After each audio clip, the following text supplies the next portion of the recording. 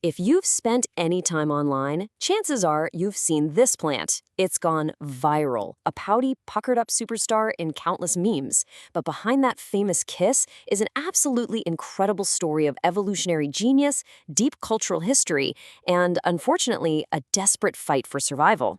All right, let's unpeel the secrets of this amazing plant. I mean, just look at it. People call it hot lips, hooker's lips, girlfriend kiss. You get the idea. It's pretty much impossible to look at Palicourea elata and not see a perfect pair of bright red, luscious lips. But is that really what we're looking at here? Well, the answer is no, and it's all part of a fantastic biological deception. Okay, so first things first, let's get one thing straight. Those succulent red lips are not the flower. Not even close. They're actually a brilliant evolutionary trick, a piece of high-impact botanical advertising designed to lure in some very specific and very important customers. What you're actually seeing are these things called bracts. You can just think of them as specialized leaves that quit their day job and took on a much flashier role. Their mission is twofold. First, they act as bodyguards, protecting the real flowers growing inside, and second, they're a giant screaming neon sign in the middle of a dim rainforest yelling, "Hey, over here! The good stuff's right here," to any pollinators flying by. And the difference is just staggering. The bracts, the lips, are the big, flashy billboard. They're all about color and shape. But the true flowers, the parts that actually handle the business of reproduction, are these tiny, delicate little white star-shaped things. They only pop out after the lips have done their job and opened up. So the bracts get all the viral fame, but these little flowers hold the real prize. So the plant basically directs this perfectly timed little performance. Step 1, the vibrant red lips catch the eye of a hummingbird. Step 2, just as the pollinator is arriving, the bracts part, kind of like curtains opening on a stage, to reveal the nectar-filled flowers waiting inside. And finally, step 3, the hummingbird dives in for a drink and, in the process, transfers pollen. It's a flawless, perfectly choreographed show.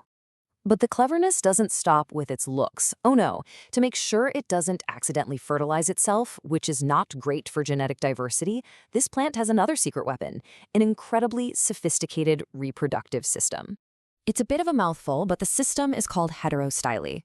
The basic idea is that the plant produces two totally different kinds of flowers, each with a unique plumbing arrangement for its reproductive parts.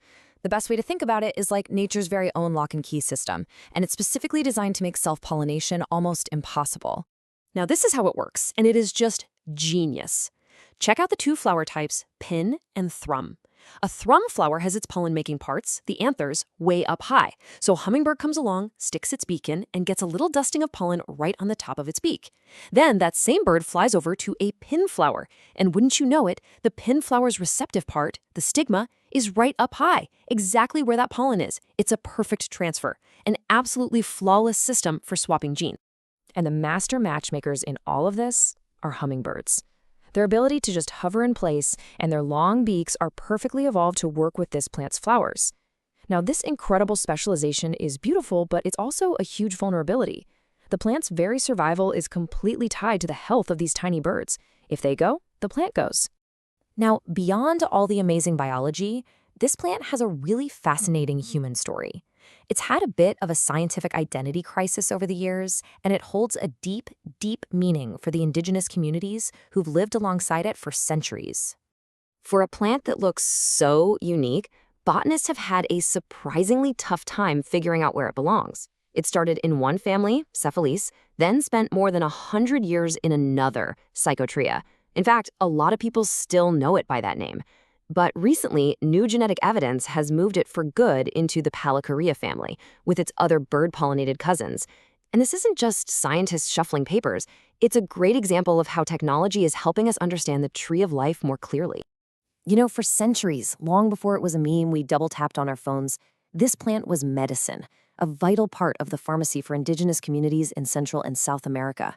They used its bark and leaves for everything from coughs and rashes to earaches.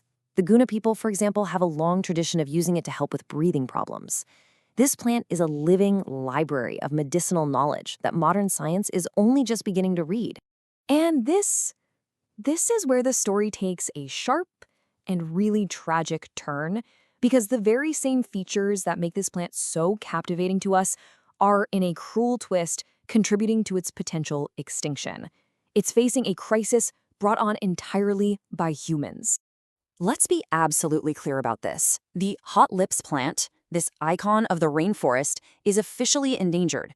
Its populations are shrinking fast. We are literally watching it vanish from the very ecosystems it is so perfectly designed for. The threats are a devastating and, sadly, all too familiar trio. First up, deforestation is just wiping out its home. Then you have the tragic irony of its own fame.